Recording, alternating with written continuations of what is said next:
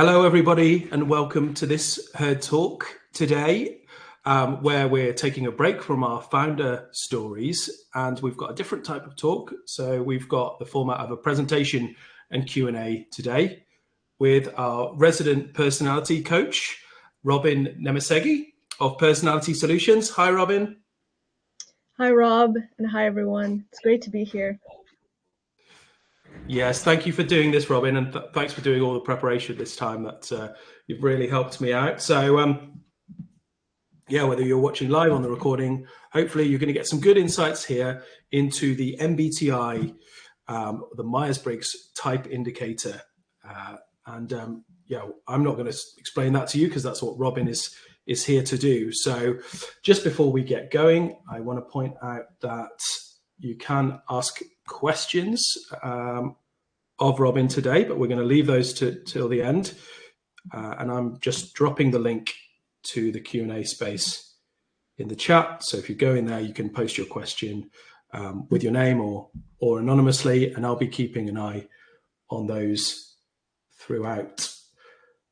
And yeah, without further ado, I think I should hand over to Robin. Awesome. Thanks, Rob. So I'm just going to open my presentation here, share my screen for you guys. Let's see.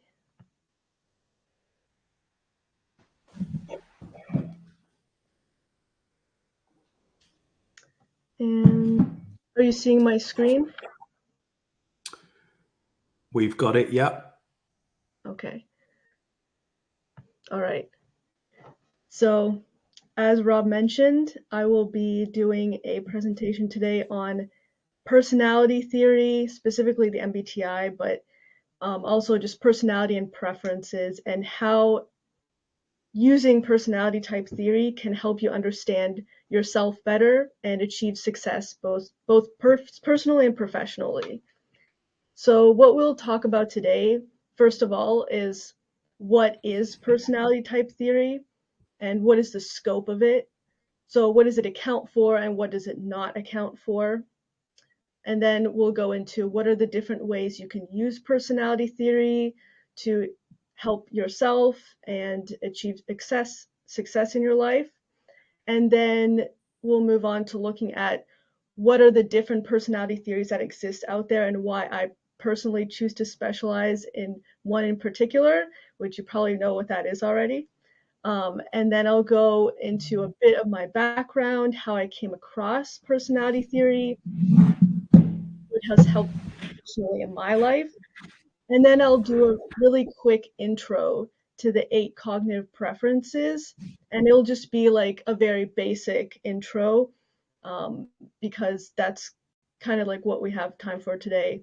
And maybe another time I can go more in depth, but it'll just be a basic intro of that. And then we'll move into finally how, if you're interested in learning more, how you can access additional resources, find your type, coaching, and things like that. All right, so before I begin, I just want to lead into saying that there are many different ways to learn about yourself, and personality theory is just one of them. It's a tool that you can use, and I like to think of it like a language that you can use to get at the core of someone, like figuring out how you operate, kind of like an operating system that goes on underneath the surface in your brain. But it's just one way to go about it. There's many different ways. And to illustrate that, I just want to show you things like, learning styles is one of those ways. So personality theory is just a tool that you can use to get at that. So now, what is personality type theory and what is it not? So first we'll look at what it is. So what is personality type theory? So it's a tool to help you find your preferences. And it also describes how you take in information and process it. So what this means is that it's basically, there's think of it like data points. There's like data in the environment, and then you're kind of taking it in and processing it. And it accounts for many of the differences that exist among people. Like I said earlier, it doesn't account for all of it, but many of it. So there's other ways that you can see like similarities between people, patterns that exist. There's individual differences, there's personal differences, and then there's personality type differences. So it accounts for those differences. So personality type theory can help you discover your strengths and weaknesses, how you prefer to function, where you get your energy from, how to, the things you do that can help you, basically find your preferences on how you prefer to do things. And then can also help you harness how you work best and how you prefer to communicate. So different types prefer to communicate in different ways, and they prefer to be communicated with in different ways. And we'll look at that a bit more later on. But now we'll look at what personality theory is not. So personality theory is not a predictor of behavior. So I like to say that it's kind of like, it's not what you do, but it's how you do it. So going back to that analogy of like the operating system that's operating beneath the surface, like Mac versus Windows kind of thing. So it's like how you do things might be different, but what you do, it's not really a predictor of what you're going to do. You can do whatever you want, and you kind of have the ability to do whatever you want, but you have preferences for, how you prefer to do things. So it's not exactly a predictor of behavior. It's also not character. So going back to, preferences, it's personality theory does not account for things like good or bad or morality or anything like that. It doesn't account for that. It doesn't account for character. So that's something different. And also, likes and dislikes. And this is different from preferences. What by preferences I mean like cognitive preferences. But likes and dislikes, it does not account for, what genre of movie you like or what kind of music you like or things like that. It could look at, how you take in the information of, when you're watching a movie or when you're taking in music or anything like that. It could account for how you process it, but not necessarily what you like or dislike. And it's also not a box, so it's not a fixed mindset approach. It's more of like a growth mindset type. And personality theory, as I mentioned before, it's a tool, so it's about how you use it. So you can definitely use it in different ways as the user. You can use it as a box, but you can also use it to help grow if you use it in the right way. So if you look at it as like you have your preferences, your strengths, and then how you work to kind of grow throughout your life using those strengths. And then last but not least, personality theory is not a justification for not being able to do something. So an example I like to give is like maybe you are a more introverted, value feeling based type, and you say, oh, I can never be a leader, I can never lead an organization, because that's usually reserved for the more extroverted types, the more logical types, the types that are more direct and control oriented. But that's not really the case, because there's many different ways that you can lead, and it's going back to the how again, like how you do things versus what you do. You can do anything, but it's all about like how you prefer to approach it. So you might lead in a different way than the other personality type, but you can still be a leader in different ways. So that's just an example of what I mean by that. Okay, so now let's look at how you can use personality theory. So you can use it both personally and professionally, and of course there's like an intersection of those. So that's why this is represented as like a Venn diagram here. And the first way is personally in your professional life. So this is more of that, that intersection in the middle. So this is just, you going through your professional life and how you personally optimize yourself and to your preferences. So you can improve your productivity, your job satisfaction by leveraging these preferences, these cognitive preferences, which we'll talk about a bit later. Like I keep mentioning them, but we'll get to what they are exactly later. And then, optimize your the way you do things, and again, how you do things based on your preferences. And this will lead you to become happier and be more productive and just get more energy and live a better life in general, both personally and professionally. And then the other way, of course, is, if you might be a business owner and you might have, whether you're a small or medium business owner, you have employees maybe, and you'd like to build a more human-centered approach to your business, then personality theory can definitely help that by, you're not only leveraging your own preferences, but you understand the preferences of your employees and or your coworkers even, or your business partners or just anyone who's on your team. And then you're able to kind of build this kind of human-centered environment where your employees thrive and they do their best work, and then they can, be more productive, happy, and then it's just a win-win for everyone, basically. So I like to split the different uses for personality theory into like 3 main categories.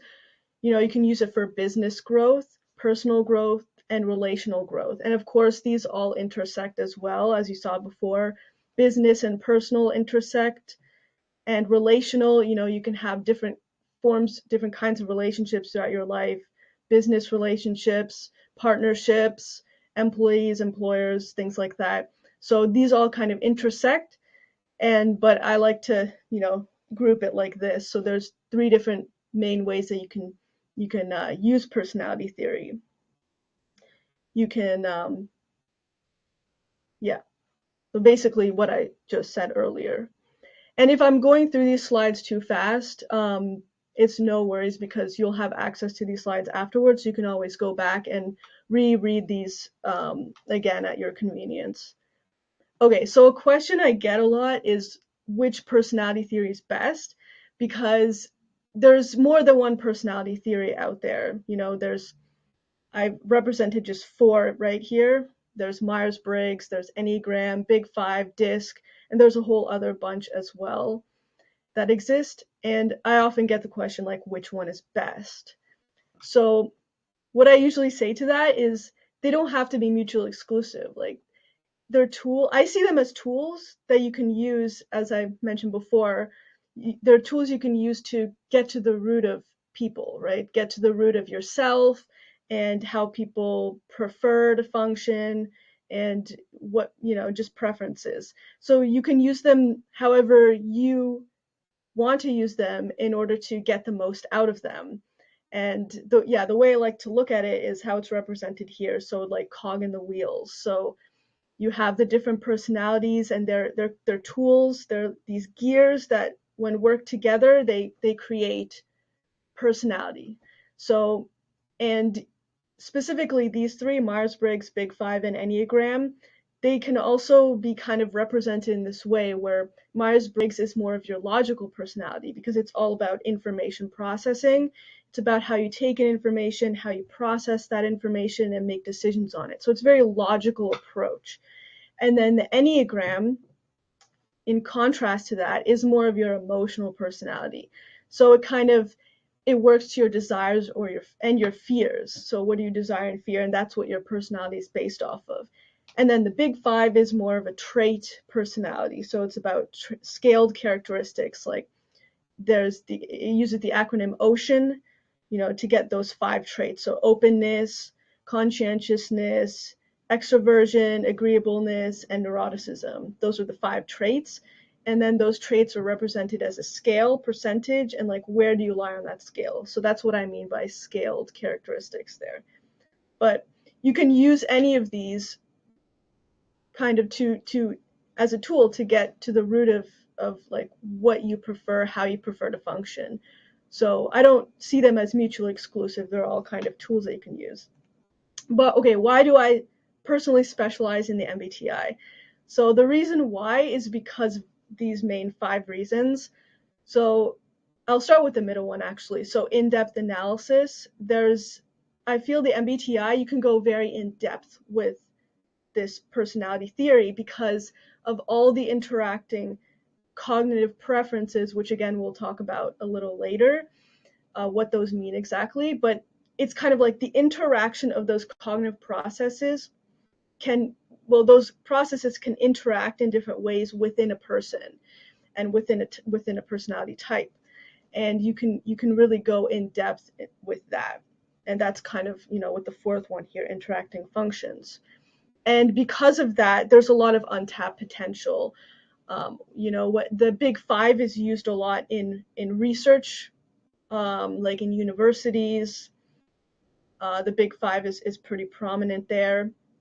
But the MBTI is used usually for more practical application in business. There's a lot of MBTI consultants. The MBTI company is the most prominent one. And so there's just a lot of that practical application when used in business settings. And it's logical, empirical, as I showed here. It's more of the logical personality, and it's empirical in the sense that, like, you can observe the patterns in people, you can observe those interacting functions over time and build up patterns. So empirical as in you can really observe. It's very observational over time. And that's kind of, leading into this, what I've been doing for the past over 10 years now. So what's my story, right? How did I come across the MBTI? So it was back in around 2012. One of my friends had taken this online personality test, and it was, of course, the 16 personalities test, which I'm sure many of you are familiar with. If not, you can, once you have access to these slides, you can go ahead and click here and take the test yourself. But yeah, so this is the 16 personalities test. It's one of the most popular ways of, taking the MBTI test that you can find online for free. And so my friend took this test, and she said, wow, my result described me to a T. You should take this and let me know what you get. So she sent it to me, and I took the test. I got INFP, and I was like, wow, this is scarily accurate. It just describes me so well. And I was very intrigued by it. So I started looking more into it. And I've just been researching it and learning more about it since. Like, I've never stopped doing that. And I started applying it to my own life. When I was, and a bit more backstory, when I was younger, like even younger than that, as an INFP, I was more emotion driven, personal value driven with my the F part of my personality, the feeling part of my personality, and more conceptual driven. And I just assumed that everyone else was too. Everyone else around me was the same, thought the same way. So I was always surprised. Like, I would always go into the world acting like everyone would understand what I was doing or what I was saying, because I just assumed everyone thought like me. But then after I realized, like, I took this test, I started learning about the MBTI, learning about personality theory. I started realizing, oh no, there's so many different ways that people process information. We're not processing all the same way. We all have different preferences. And it really helped me personally to see that and to understand that, to have more empathy or sympathy for other types, because at the way they're coming at things is completely different, like the way they're seeing things completely different. So it just helped me in all areas of my life, personally, professionally, everything, to kind of always keep that in mind. And so that's why I chose to kind of share this, that's why I chose to, become a personality expert, because of the value it has brought me and then the people in my life and everyone around me. And yeah, so that's basically my story. Okay, so now going into the basics, the short version of the MBTI and the 8 cognitive preferences, which I had been mentioning in the earlier part of this presentation. So if you've taken the test, or you've seen the personality types of the MBTI, you see, you get 4 letters. So what do those 4 letters stand for? Or what are those 8 letters, the 8 possibilities that you can get? So when you get your personality, you either get E or I. So that stands for either extroversion or introversion. So this is about where you get your energy from. Then there's S or N, so either sensing or intuition. And this is about how you prefer to take in the information. And then you get T or F, thinking or feeling. So how do you prefer to make decisions on the information that you've taken in? And then last, judging or perceiving. So how do you respond to or interact with the world? And I'll go into it a bit more in this next slide. So you can kind of think of it split into four kind of categories. So energy, processing, deciding, and responding. So your energy, again, either you get your energy from the outside world, or do you get your energy from your internal world? So that's E or I. And then processing. Do you prefer to process facts and reality in the sensory realm? So that's S, the sensory. Or do you prefer to process ideas and abstract concepts? So this is intuition, so more like in your mind. And then how do you make decisions? Deciding. Do you prefer to make decisions based on logical reasoning, T, thinking? Or do you prefer to make decisions based on personal or collective values, or F? And just as a side note here, because, as previously have mentioned, that the MBTI is your logical personality. So sometimes, people are like, oh, but there's F. What if you're F? That's like your emotion, that's emotions, right? So where does that fit in? But really, the F part of the personality is of the MBTI, the function is, it's about values, actually. So it's like personal or collective values. So it's not necessarily about emotions, though it can be, but it still kind of fits into that collective logical framework of the MBTI, because it's like F types, like INFPs, for example, which is what I am. It's about personal values. So it's still logical at the end of the day. It's still part of that logical framework, but it's looking at that values. Okay, and then responding. So responding is about, do you prefer to organize, make plans, manage existing info, J, judging, or do you prefer to stay open, spontaneous, seek new experiences, P, perceiving? But another way I like to look at this too is J types, they often, it's kind of like a yin and yang of order and chaos, or control and chaos. So the J types prefer to organize the chaos. They prefer to bring order. And then the P types prefer to expand out. So they prefer to bring the chaos, and that's not necessarily a bad thing or a negative thing to bring chaos, because ideas can be chaos too. It's kind of like I'm putting more ideas out there so that we can see all the options there is and then narrow down later on, right? So it's not a bad thing to bring chaos necessarily. Okay, so now I'm actually going to exit the presentation at this slide so I can write in here, because this is kind of like going to be a demonstration of how this works, like how the basic typing works based on these preferences. So does anyone want to volunteer their type for me to go through their type and then kind of show how that works? Yeah, I should. I've put my digital hand up, Robin. Okay. So Okay. happy to volunteer. Okay, awesome, Rob. So yeah, so Rob, we already know your type, right? Your ENFP. So we can dive Correct. right into that.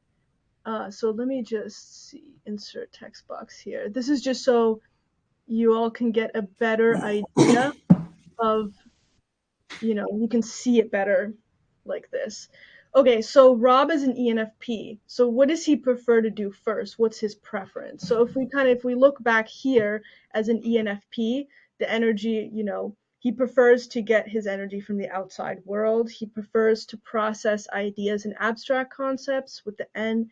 F, he prefers to make decisions based on values, specifically personal values here. And then he prefers to stay open, spontaneous, seek new experiences, and bring the chaos of the ideas, right? So what does that look like in terms of like preferences?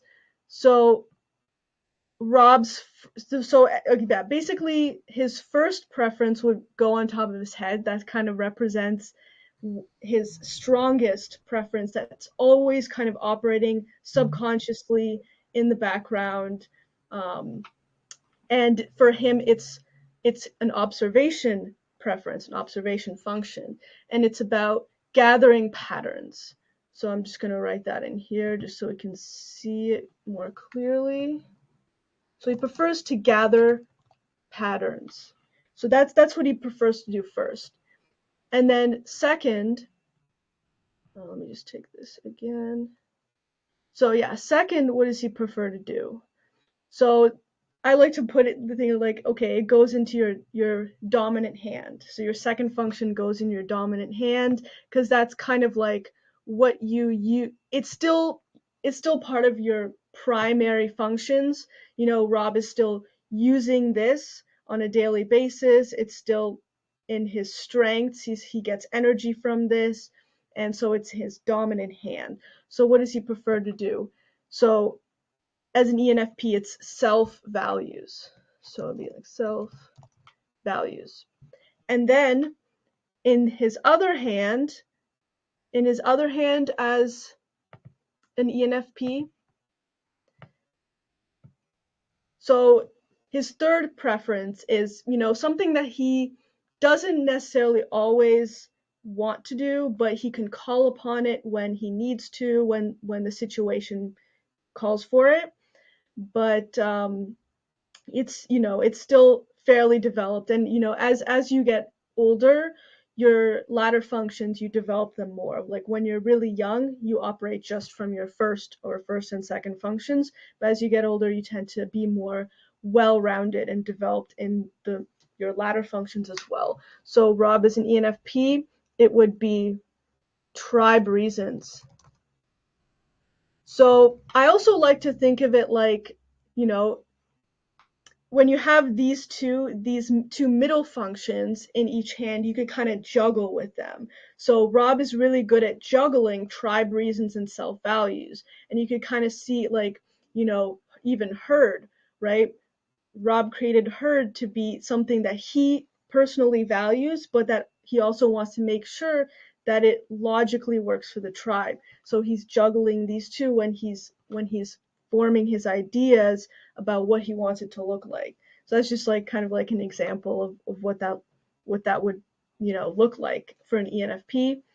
And then last we have the fourth function, which is, you know, it goes at the bottom because it's you know, the least developed out of these four, but you know, as I mentioned, like as you get older, you develop your ladder functions more. But this is something that Rob can call upon as well. You know, it's not his favorite thing to do, but he can do it if he needs to do it, if the situation calls for it. And this is organizing facts. And so another, you know, just a side note here with the two middle functions, this is what we call a double decider. So a double deciding means, you know, the decision functions, you have two decision functions in the middle that you're juggling. So double deciders tend to be good at seeing the self and the tribe, seeing the people, and then being a little more imbalanced with the observation. So he has a bigger preference for gathering patterns than for organizing facts, but he's fairly balanced with the self and the tribe. And this is something we could talk about at a later time as well. But in a nutshell, this is how the typing works. So just to get a better idea on that. Thanks for that, Robin. By the way, we've not been through that exercise before, but I confirm it's very accurate. I do spend so much time just getting out, spotting patterns, making connections, and then I kind of bring the people element into it. Yeah. And eventually realize I have to bring order to everything that I'm learning. So yeah, that's a good analysis. Great. Awesome. All right. So let's return to the slideshow here. All right. So going back to the, like there's a slide back here where I was talking about practical application of the MBTI. It's also actually used by the CIA, and this is a very interesting interview of a CIA spy, and he talks about how the CIA uses the Myers Briggs to help understand people, get to the root of people, and things like that. And we're not going to watch that right now because we don't have time for it. But again, you'll have access to these slides after, so you can watch this. Feel free to watch this on your own time. I thought it was very interesting, so I thought I would include it. All right, so if you're curious to learn more about the MBTI and dive more into the theory and how it all works, I have a series of articles all about it, ranging from introductory articles all the way to like the more in-depth analysis ones. So you can feel free, you can click here once you have these slides, feel free to check those out if you'd like to learn more. And so the business that I've set up around personality theory, that's called Personality Solutions. This is kind of what we offer. So we offer typing, first of all. So as I mentioned before, you can take that test online, the 16 personalities, or, if you'd like a second opinion, if you'd like to be typed by a person rather than just taking the test, or, you're unsure whether the test like your test results accurately reflect your personality, then you can, feel free to reach out and we help you find your type through an objectively tested method. And if you already know your type, but you'd like to have type specific guidance, we also offer one-on-one coaching and, individual coaching based around your personality type. And then we offer business consulting as well, no matter where you are, whether you're an employer, you're a business owner, and you'd like help hiring or placing your employees, or just even learning more about their personalities and seeing how you can, create that human-centered business based around that. We set up personal packages based on your business needs. So you can feel free to reach out to us about that. And we also offer training. So training to type. So you can become a personality expert as well and help others become their best selves through leveraging their own preferred mental processes. So you can, feel free to reach out with an email or just DM me and Herd even if you're interested in any of those things. And yeah, our clients, we have ranging from just growth-minded individuals to ambitious business owners, couples, families, friends, and yeah, depending on what your needs are. And if you have any more questions, feel free to DM me and Herd at any point. I'm happy to answer any questions you have, no matter what you're looking for, whether you're looking for specific guidance or just curious to learn more, just feel free to drop me a message at any point. You can click here or just DM me and Herd. And yeah, I'd love to know what you think about personality theory, whether you have any experience with it yourself, whether you'd like to learn more about your type. I'd love to connect with you. And that's pretty much it. Feel free to follow us, Personality Solutions. We're on all these different social medias, YouTube, Instagram, Facebook, LinkedIn, all those things. And of course, we're in Herd as well. So again, feel free to DM me at any point. And we also offer discovery calls. If you prefer to do a face-to-face interaction, depending on your personality, you might prefer different things. So we like to offer everything for like all different personalities, basically, depending on your preferences. But yeah, thanks for listening to this presentation, and I hope you got something out of it. Hope you learned something, and I'll bring it back to Rob now. Okay. Thank you so much, Robin. That was really interesting. I've taken a bunch of notes myself. And yeah, I just want to kind of double click on Robin's services. So Yeah, if you want to go deeper, I can't think of a better person to go to. I mean, I personally have been kind of maybe a more casual enthusiast for MBTI for almost 10 years. But with every conversation with Robin, to her depth of understanding, I feel like I'm learning more and more. So I definitely draw upon that knowledge. Quick segue to talk about, my own. I thought it was interesting, Robin's backstory of how she came to MBTI, and she made the assumption that everyone was thinking like her. Mine was kind of like I had I think I was noticing from an earlier age that everyone wasn't thinking like me, and that caused me a little bit of turmoil because I grew up around a lot of people who were maybe more kind of sensing types, more kind of very in tune with the real world environment, bit less interested. Remember, it's always a sliding scale in abstract concepts, and I was like, they don't care. They don't care about my ideas. Like, what am I doing? Should I be more like them? But getting into personality theory, I also had that light bulb moment, and it kind of, I would say the number one thing is it just helps give me permission to be who I naturally am. It's like, no, this is what you do. You look at the world, you play with things, you make connections, and you bring a whole ton of empathy to it as well. And yeah, suddenly you're playing to your strengths rather than trying to shift yourself to a way you think you maybe should be to fit in. And I think we're all happiest when we're just being our authentic selves. Let's have a look over here now at the questions. If we've got time to do a few of these. Mm-hmm.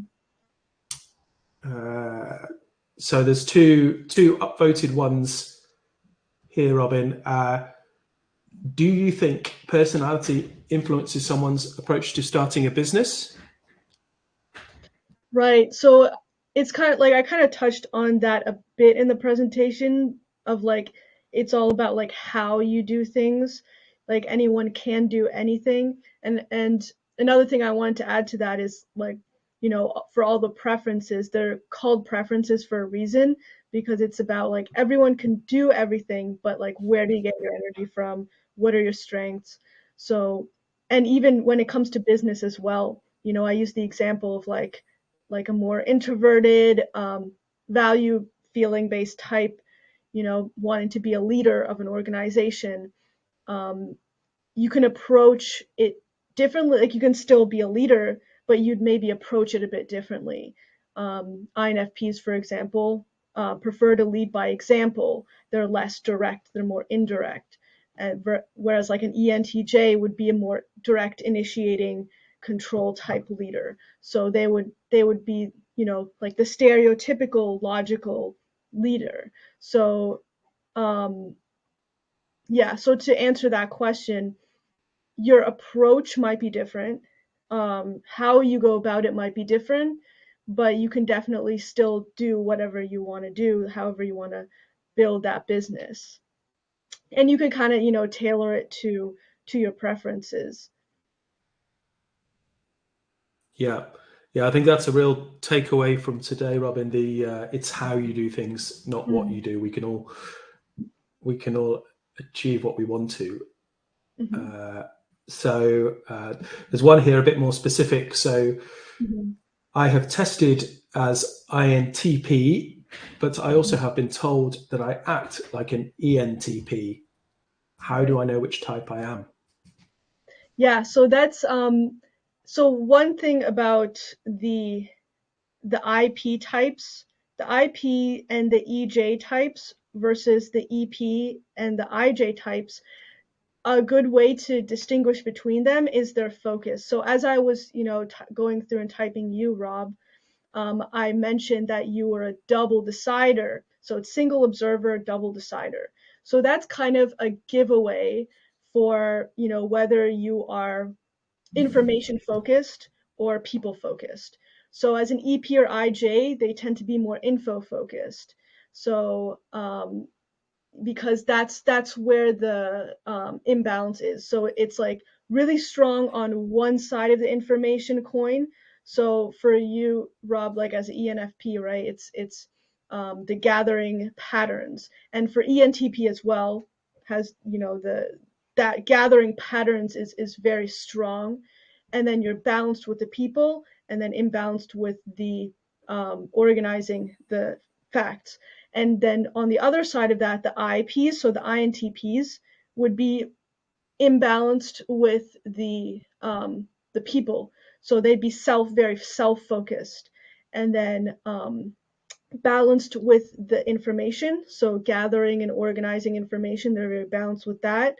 And then again, what they have the most trouble with is the tribe, specifically tribe values. So that's kind of a giveaway, you know, like if whether you're looking at, you know, INTP or ENTP, sometimes they look very similar.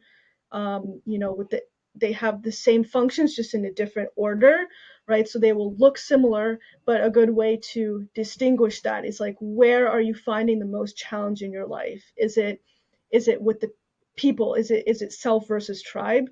Or is it with the information, like missing information, gathering versus organizing information? Yeah. That makes sense. Yeah, you have to look a little bit closer to see the differences there. Yeah. One more type specific question. So I tested as ISFP, F for feeling, but I Mhm. like to do a lot of thinking. Did I get the wrong result? Right. Yeah. So that's another thing that you know, it's kind of like a misconception that like if you're a feeler, then you're only doing the feeling, like you're only feeling based. You know, this kind of goes back to what I was saying, that like everyone can do everything. Everyone technically has everything. It's like, what are your preferences? But also just that F, you know, the F part of the personality is more about values. It's not necessarily about feeling, like it's not necessarily about emotions. It's more about like what you're valuing. So as an ISFP, you're kind of looking at um like first of all IP, right? So it's the self, and then it's what do I value? And then, you know, INFPs, ISFPs can be very logical because our like our last function, the fourth function is it's about tribe reasons. So it's looking at objective reality and what's going on, what logically works in reality. It's what we were seeing as Rob's third function. And you know, and also as you get older, you develop those latter functions too, as I mentioned. So you can be an ISFP or an INFP who, you know, has that function developed more, so you'll seem more logical. Like I often get that too from people, like, oh, you're an INFP, you seem very logical. But it's, you know, because it's a combination of like, okay, you're developing your functions, especially if you've, you know, like it depends on personally like how much you've developed. But if you're an ISFP who seems more logical, it's most likely you've developed that latter function. Yeah. Yeah, yeah, we're all very complex. I Yeah. think with my with the ENFP, there's a kind of often you do a lot of the decision making, or my decision making is a lot of it is kind of values and people based, Yeah. but a lot of that's going to happen in my head in an introverted way. So Yeah. I kind of like would it be cool to put these things together? Oh, is that right for me and these people?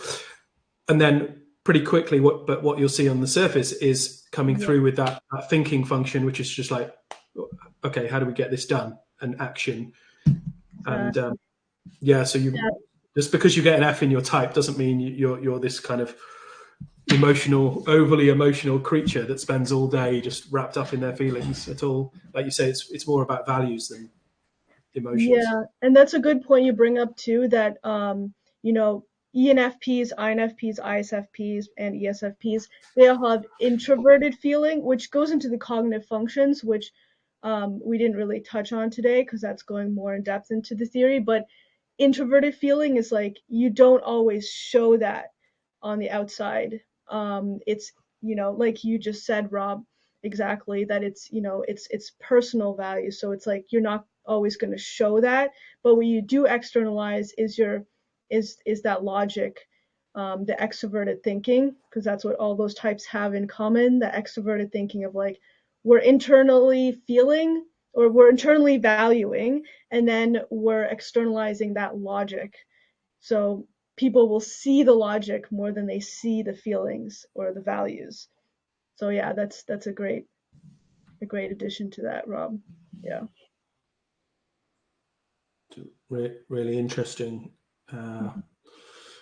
Okay, so 3 more here. Maybe we might just about be able to get through them all. So, how do you develop or make the most out of your personality, Robin? Right. I'm assuming the person means like strengths and weaknesses, maybe like playing to strengths.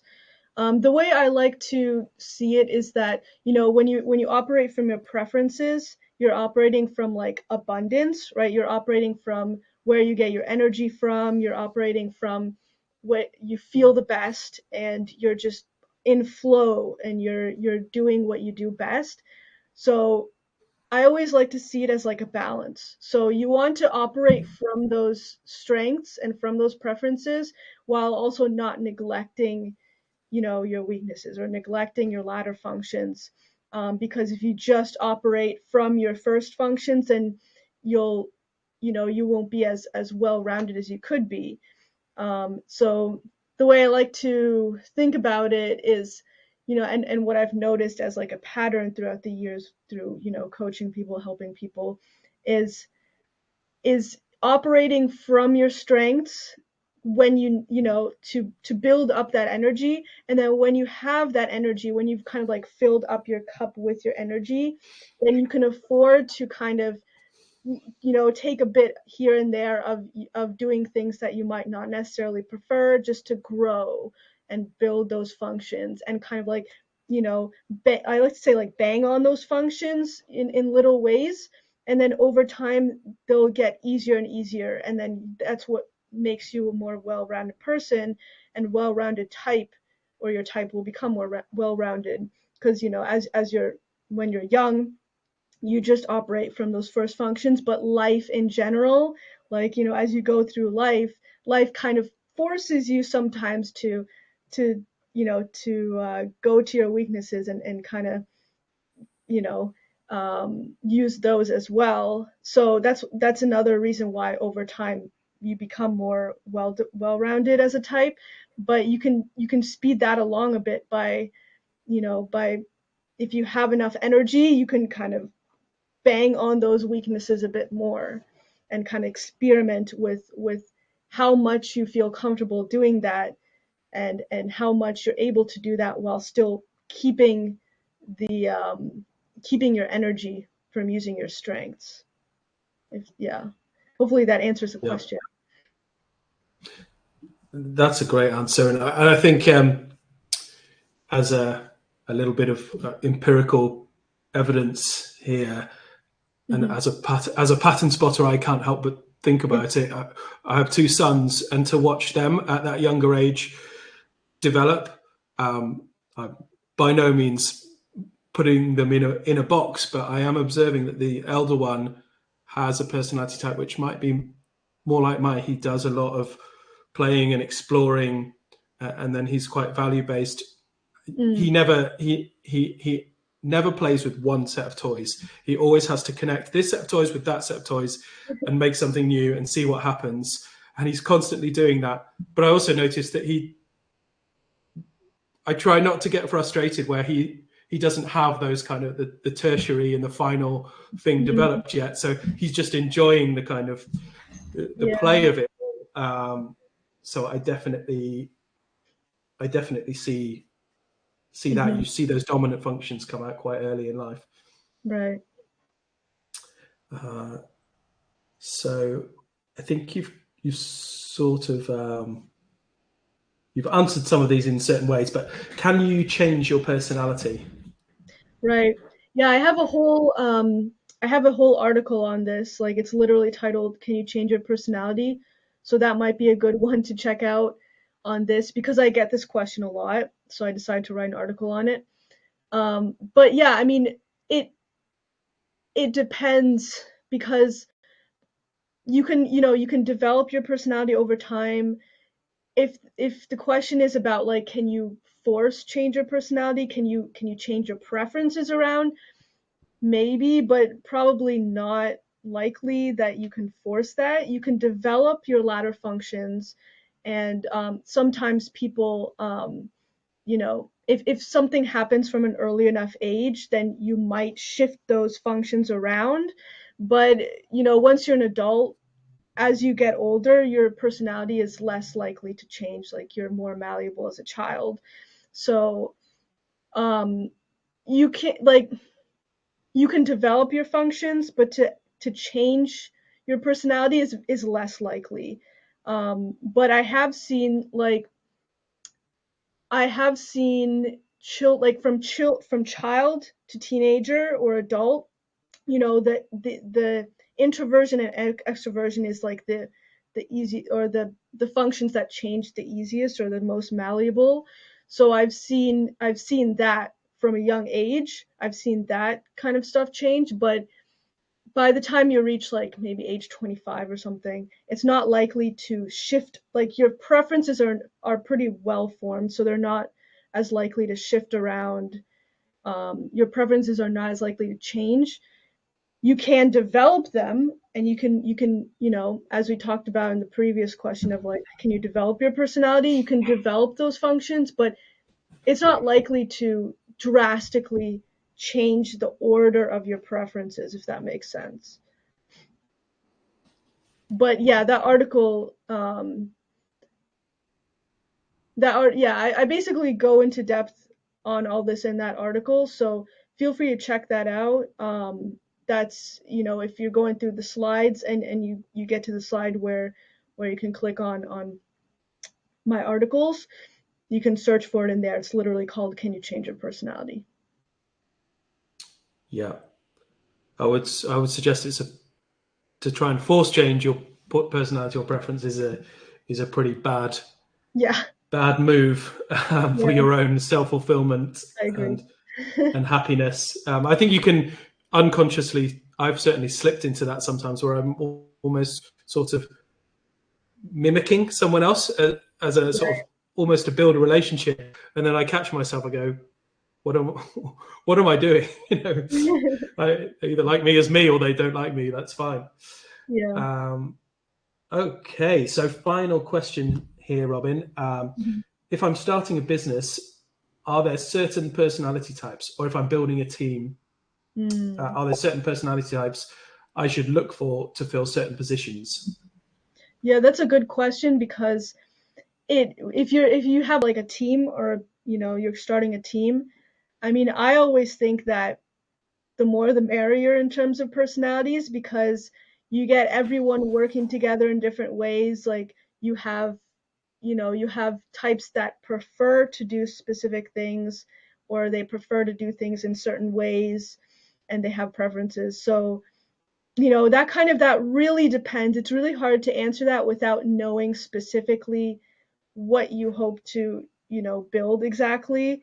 But in general, I would say well-rounded, well-rounded with types, well-rounded with the preferences, just so you can account for everything. Like, you have maybe the ISTJ in the background doing taking care of all the details, right? Because the ISTJs are very detail oriented, or they're all about organizing the sensory. Then you have maybe the ENFPs, ENTPs bring the ideas, and then you have like ENTJs or ESTJs. Well, ENTJs being like maybe the visionary executors, like executing on what they see is going to happen. Maybe consulting an INTJ about what they see going forward. Like, what is this going to be? How is this going to look this business going to look going forward? You can have maybe ESFPs to handle like the social side of things, like making connections, networking. Like, there's you can kind of build your team based around all this.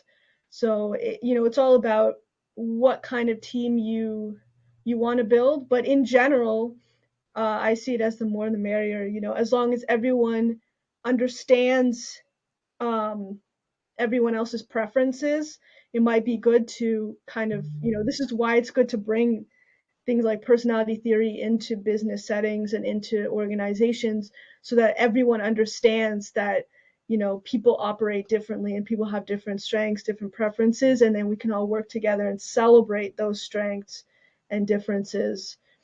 But you know, as long as everyone understands that, I think that's the best way to approach it. Totally agree. I think that's where the magic happens when you get diverse teams and businesses. I was trying to think of a business that would actually benefit from a kind of echo chamber of like all of the same type, and I couldn't think of one. So, Yeah. so there we go. Yeah, I think we're just about up on time, and thank you for keeping so well to time as well, Robin. Yeah, that was fascinating. Just to kind of reiterate what Robin said earlier, MBTI, a tool, it's there to use it if you want.